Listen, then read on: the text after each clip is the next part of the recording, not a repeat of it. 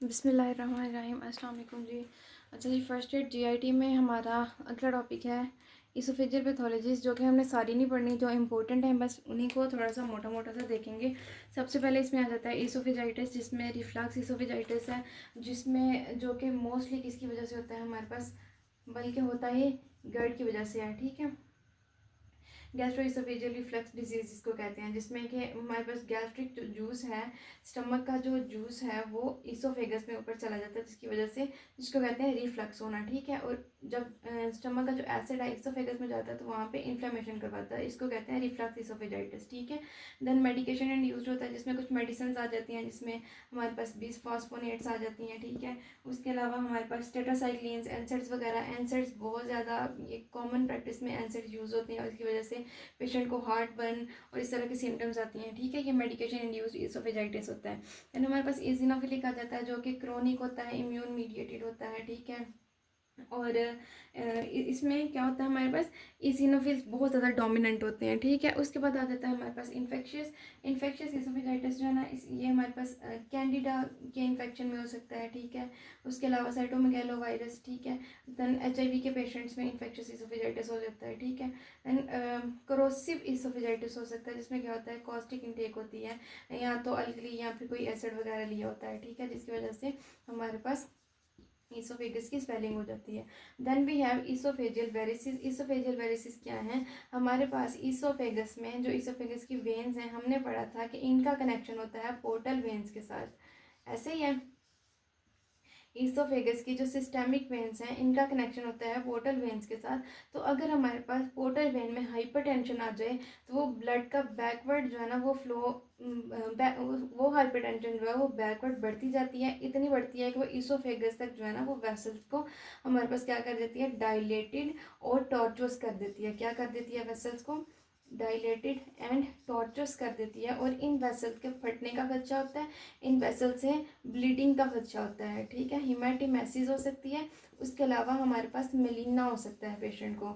Upper GI bleed जो है वो अगर वॉमिटिंग के थ्रू आए तो हेमेटिमेसिस कहते हैं उसको। ठीक है, और अगर वो हमारे पास स्टूल में से अपर जीआईटी ब्लीड पास कर रही हो तो वो स्टूल का इतना लंबा पैसेज है, अपर जीआईटी इसोफेगस से लेके रेक्टम तक इतना लंबा पैसेज है कि वो जो ब्लड है वो ब्लैकिश होके स्टूल को ब्लैक कर देता है, उसको कहते हैं मेलिना। ठीक है, आई होप इसका कॉन्सेप्ट आपको पहले ही है। Then we have Plummer Vinson syndrome.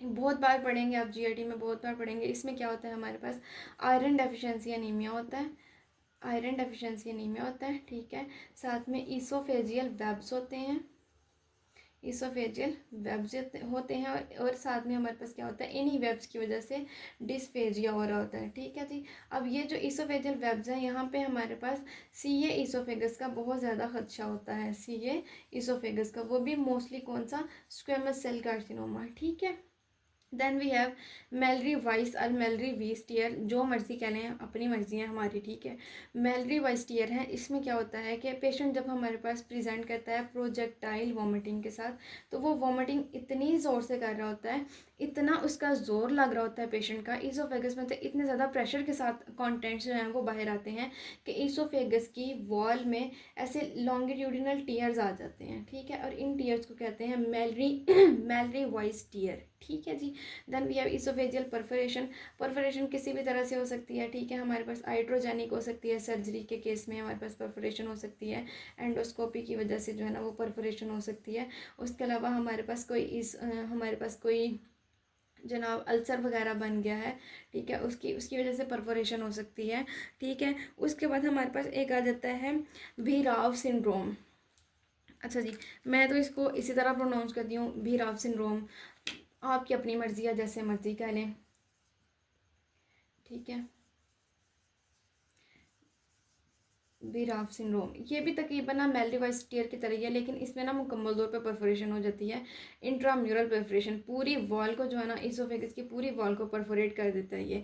जबकि मेल्टिवाइज में ना सिर्फ इनर वॉल पे, म्यूकोजा के लेवल पे जो है ना वो थोड़े थोड़े लॉन्गिट्यूडनल टीयर्स आते हैं। ठीक है, बीराफ सिंड्रोम में क्या है, पेशेंट जब वॉमिटिंग कर रहा होता है, अच्छा आपने देखा होगा पता नहीं आपने देखा है या नहीं, लेकिन मैंने देखा है कि बहुत सारे पेशेंट्स ऐसे होते हैं जिनको वॉमिटिंग तो नहीं इतनी हो रही होती, स्टमक के मतलब के जीआईटी के कंटेंट्स तो नहीं निकल रहे होते, लेकिन ना एक शदीद किस्म की ऐसे आवाज़ आ रही होती है जैसे पेशेंट बहुत ज़्यादा ज़ोर लगा रहा है, और वो पेशेंट इंटेंशनली नहीं कर रहा होता, वो अनइंटेंशनली उसका ना बहुत ज़्यादा जीआईटी से उसका ज़ोर लग रहा होता है, ठीक है।